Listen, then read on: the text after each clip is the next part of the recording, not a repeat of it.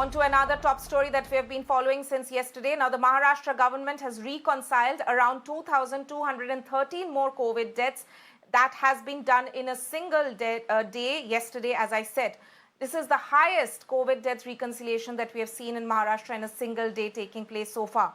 Pune added a maximum of 546 deaths, 398 in Thane, followed by Ahmednagar and Nashik at 291 and 194 deaths each. With the addition in tally on Friday, 10,000 plus deaths have been added to the state's total COVID death toll since it began the reconciliation process on 17th of May. Meanwhile, the centre has also written to the state over reconciliation of the deaths data. Centre highlighted that whenever a state reconciles data, it must be highlighted on which date and district that these deaths are being adjusted. I am going to go across to my colleague Mayuresh for more on this.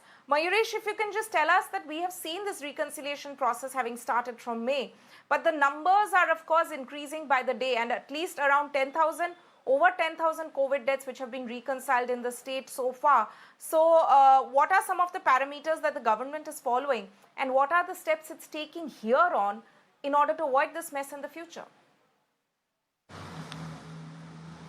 See, certainly when we approach the state government regarding the explanation of this steep rise after the reconciliation of data, the state said that the reconciliation is a regular process, and every we can say 20-30 days they do reconcile the data, and it takes some time to get the data, because many times what happens that data gets filled manually at the district level in government as well as private hospitals, and it takes time to reach to the district headquarters, and after that to the state headquarters. So that's why there is a delay.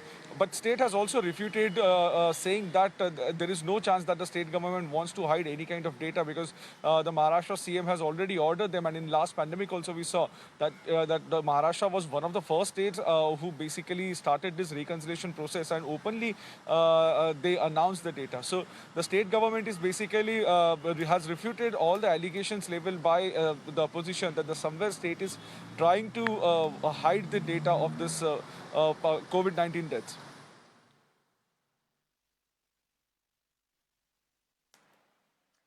Right, Mayuresh, we will of course be tracking this story very closely. The death reconciliation data, of course, is not just unique to Maharashtra, it's coming from other states as well. But we have seen that Maharashtra, how it has added more deaths of late, and that has also taken up the national tally that we see coming in on a daily basis. Mayuresh, thank you so much for joining us with that.